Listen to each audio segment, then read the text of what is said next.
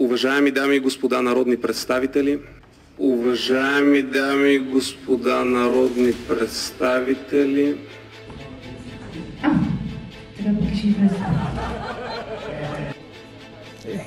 как боли ме.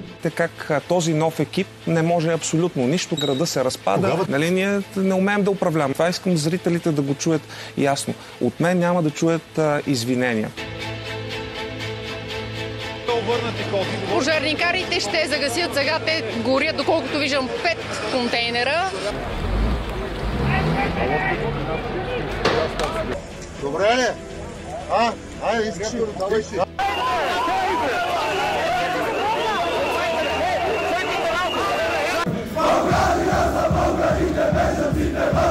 Без свирки, моля.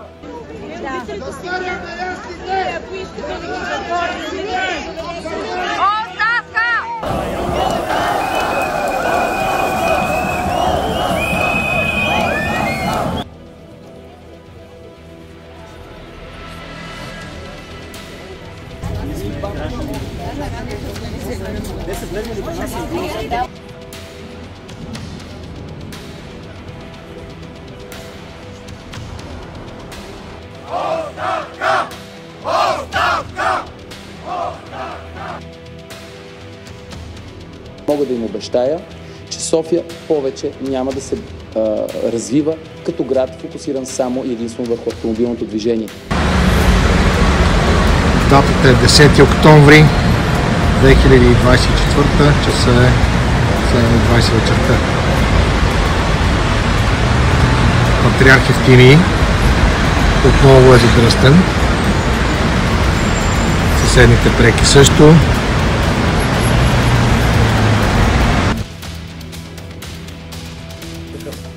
Продължава недоволството на жителите на район Възраждане след премахването на 39 дървета на улица Опалченска през вчерашния ден. Ние сме тук, защото искаме да се запази зеленината в града.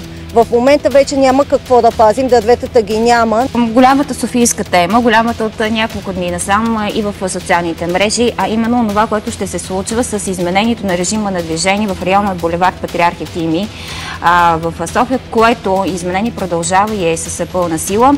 От общината се възползват от почивните дни и по-слабото присъствие на хора в столицата, за да реорганизират движението по две съседни улици в града, булевард Витоша и улица Професор Фритьоф Нансен. Ако съдът постанови, че проектът е незаконосъобразен и трябва да се върнат парите, похарчени за изграждането на проекта и за възстановяването на състоянието преди да се започне изграждането на този проект, кой ще носи отговорността за това?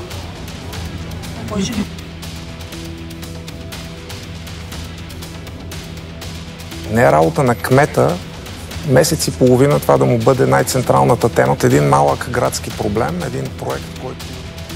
Рокади в столичната община. Кметът на район Илинден е отстранен от поста си след решение на Общинската избирателна комисия в София. Мотивът е, че паралелно с кметското място Емил Бранчевски е бил директор и собственик на регистрирано през февруари тази година търговско дружество в Великобритания. Институционалният спор между столичната община и АПИ продължава вече 5 месеца, а през това време част от околовръстното остава затворено.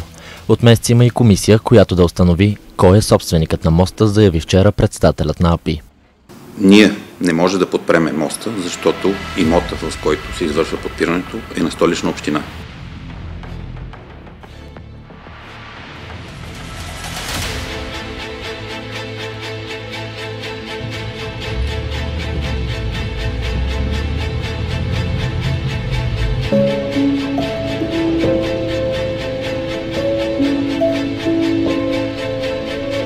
С 70% плюс повече се чистят тротуари.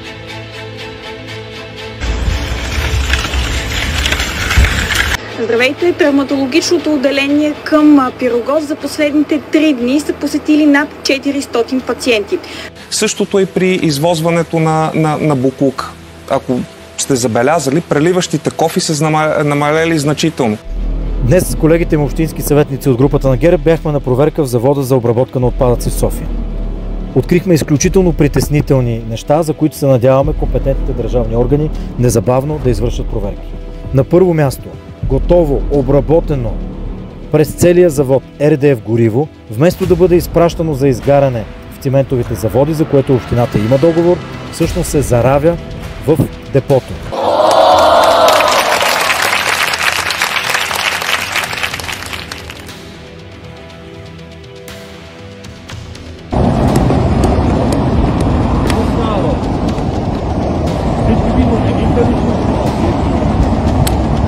Защо се щуква, извинявам се, по жълтите павета?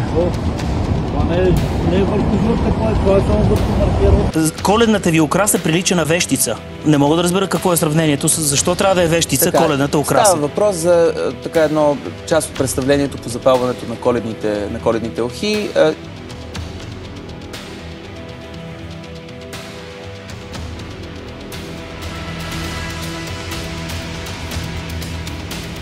Изоставените на Шишман гради, които възмутиха Фейсбук обществото преди дни. Тези 37 милиона, които са нужни за 15% увеличение, за което сме се разбрали с синдикатите, парите са осигурени в почти цялата. Откъде ги намерихте? Част е от планираното увеличение на билети и карти. Моята заплата... Млади хора и няма млади хора. Нас не ни интересува вашата заплата.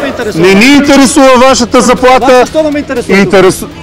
Това, което не се чу, е каква е заплатата на един заместник кмет по финанси. Лакунгъс кръв сере. Лакунгъс кръв сере. Сиктир. Както казах, ние от администрацията и всички сме готови технически да може да глобяваме хората. Ние искаме да глобяваме хората. Имам много важно питане, за да не се почувства никой обиден. Имам ли възможност да излезна до планетната? Лакунгъс кръв сере. Свободата често има недоброжелатели. Понякога външни, понякога вътрешни. Как боли ме.